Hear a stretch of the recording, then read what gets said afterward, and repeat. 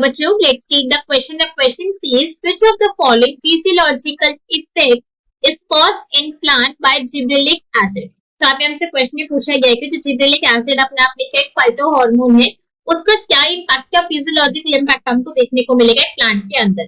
Okay, तो हमारे question start करते हैं. सबसे पहले हम हमारे क्वेश्चन को सॉल्व करने का की कॉन्सेप्ट देखेंगे. की कॉन्सेप्ट, सब क्वेश्चन को सॉल्व करने का की कॉन्सेप्ट क्या है हमारा, कि हमें जिब्रेलिक एसिड के बारे में नॉलेज होनी चाहिए, राइट. जिब्रेलिक एसिड, अगर हमें पता है कि जिब्रेलिक एसिड क्या होती है तो हम हमारे क्वेश्चन को इजीली सॉल्व कर सकते हैं.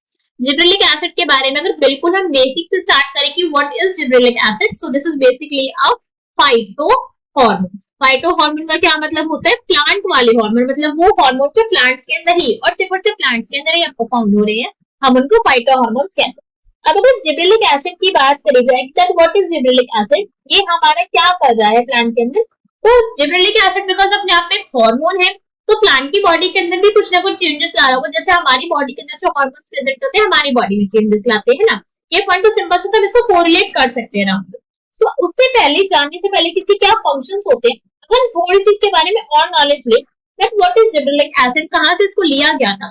तो द जिब्रेलिक एसिड थी अपने आप में, it was extracted from, it was first time extracted from fungus. इसको फर्स्ट टाइम कहां से एक्सट्रैक्ट किया गया था, फंगस से इसको एक्सट्रैक्ट किया गया था.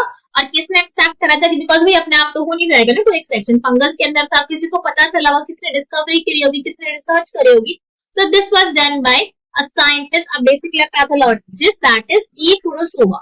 ई कुरोसावा ने क्या करा था, एक्सट्रैक्ट करा था जिब्रेलिक एसिड को फंगस में से, और इस फंगस के नेम के ऊपर ही जिब्रेलिक एसिड नाम दिया गया. अगर हम इस फंगस की नेम की बात करें, that what was the name of this fungus, तो इसका नाम था जिब्रेला फ्यूजिकोराई. क्या नाम था इस फंगस का, the name of this fungus is Gibberella fujikuroi. Fujikuroi ये क्या था, इसका हमारा नेम था फंगस का, जिसके अंदर से हमने एक्सट्रैक्ट करा जिब्रेलिक एसिड को, और हमने बोला कि ये क्या हमारे, जो हमारे एसिड मिला है, जो हमें एक्सट्रैक्ट मिला है, ये अपने आप में क्या है, ये फाइटो हार्मोन है, ऐसा हमने यहाँ पे डिस्कवर करा.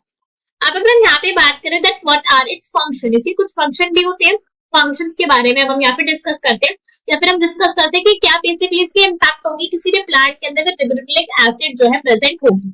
सो अगर हम यहाँ पे फर्स्ट फंक्शन की बात करें जो जिब्रेलिक एसिड किसी भी प्लांट के अंदर करते हैं, that is stem and leaf growth. Stem and leaf growth करवाता है क्या, जिब्रेलिक एसिड, अगर किसी भी प्लांट के अंदर प्रेजेंट होगा. अगर आपके प्लांट, अगर कोई फार्मर जो है वो खेती कर रहा है, फार्मिंग कर रहा है, आपने देखा होगा, तो वो फार्मर क्या करते हैं, वो जिब्रेलिक एसिड का आर्टिफिशियली जो इंट्रोड्यूस करते हैं अपने प्लांट्स के अंदर, जिसकी वजह से जो उनकी स्टेम जो इतनी छोटी छोटी सी होती है किसी प्लांट की, वो इतनी बड़ी बड़ी तक हो जाती है. किसकी वजह से हो गई, बिकॉज यहाँ पे जिब्रेलिक एसिड को इंट्रोड्यूस करा गया. सेकंड, अगर हम यहाँ पे देखें, सेकंड फंक्शन यहाँ पे क्या प्ले करता है जिब्रेलिक एसिड, दैट इज बॉल्टिंग. क्या फंक्शन है, बॉल्टिंग बोला जाता है. बॉल्टिंग की अगर हम बात करें कि बॉल्टिंग क्या होता है, सो बॉल्टिंग भी अपने आप में क्या है, इलोंगेशन ही होते हैं. This is also elongation of stems. ठीक है, इसके अंदर भी क्या हो रहा है, स्टेम की इलोंगेशन ही हो रही है. तो फिर स्टेम की इलोंगेशन फर्स्ट वाले पॉइंट में सेकंड वाले पॉइंट में क्या डिफरेंस है, कुछ तो डिफरेंस होगा ना यहाँ पे, मतलब कोई तो चेंज हुआ होगा, जिस वजह से यहाँ पे बिल्कुल अलग वर्ड यूज करा गया है. तो यहाँ पे बेसिकली क्या डिफरेंस होता है कि जो यहाँ पे इलोंगेशन हो रही है स्टेम की, वो किसकी हो रही है, ऑफ रोजेट प्लांट. किसकी होती है, जो रोजेट प्लांट्स होते हैं. रोजेट प्लांट्स क्या होते हैं, अभी समझेंगे बस 1 मिनट में. रोजेट प्लांट्स आपने देखा होगा कि कुछ प्लांट कैसे होते हैं, बहुत छोटे छोटे से, मतलब बहुत गुच्छे गुच्छे में फाउंड होते हैं. बहुत अच्छा एग्जांपल है इसका, दैट इज कॉलीफ्लावर. कॉलीफ्लावर सभी ने देखा होगा, फूल गोभी जिसको कहते हैं, घर में हर किसी के आती है हमारे, तो कितने छोटे से प्लांट होते हैं ना, उसको स्टेम कितने छोटे छोटे से, उसी के प्लांट की बस लीव्स को, जिसको ऊपर फ्लावर वाला रीजन है, जो ईडेबल पार्ट है, बस उसी को कवर कर पाती है.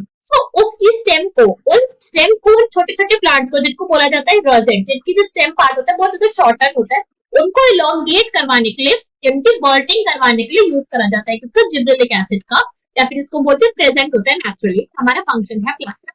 अनदर अगर हम इसकी बात करें कि जिब्रेलिक एसिड को और क्या फंक्शन जो हमको देखने को मिलता है, that is seed germination, one of the most important function, seed germination.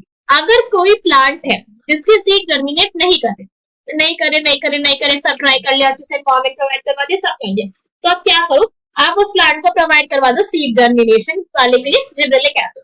Gibberellic acid से बेसिकली यहाँ पे होगा क्या कि जिब्रेलिक एसिड उस सीड के अंदर यहाँ पे करवा देता है क्या, सिंथेसिस करवा देता है. सिंथेसिस बोल देते हैं कई बार, या फिर इंक्रीज करवा देता है स्टिमुलेशन, ठीक है, स्टिमुलेशन करके, स्टिमुलेशन ऑफ एंजाइम, बिकॉज हमें पता है कि जो हमारे सीड होते हैं उसके पास एक कोट प्रेजेंट है, अगर सीड का कोट रप्चर नहीं हुआ तो सीड की जनरेशन नहीं हो पाएगी, तो उन एंजाइम को स्टिमुलेट करवा के फिर उन एंजाइम की इंक्रीज अमाउंट में सिंथेसिस करवा के सीड जनरेशन करवाई जाती है। और ये एंजाइम किस टाइप के होते हैं, basically these are hydrolytic enzyme, ठीक है, हाइड्रोलिटिक एंजाइम्स होते हैं जो सीड कोट को रप्चर करवा देते हैं ताकि प्लांट के अंदर सीड जनरेशन आराम से हमारी हो। तो एक कुछ हमारे एग्जांपल्स थे जिसको क्या था, हमारे फंक्शंस थे जो जिब्रेलिक एसिड प्ले करता है किसी भी हमारे प्लांट के अंदर।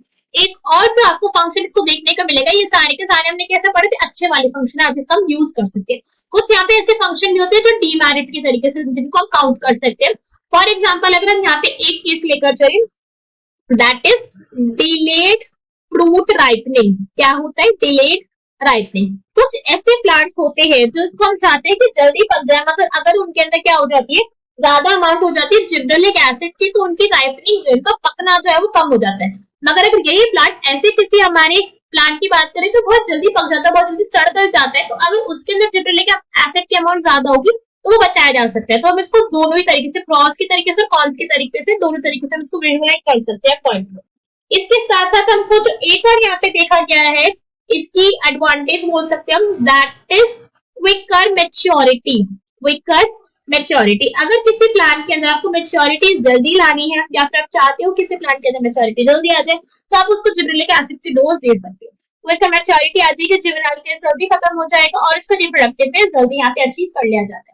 ऑप्शन रीड करते हैं और चेक करेंगे कौन सा करेक्ट है। First is shortening of genetically tall plants. नहीं भाई, शॉर्ट थोड़ी करना था, इलॉन्गेशन के लिए जरूरत था। Elongation of genetically dwarf plants, बिल्कुल ठीक है। Rooting in the stem cutting, no, roots बनवाने में काम नहीं होता है जिब्रेलिक एसिड का।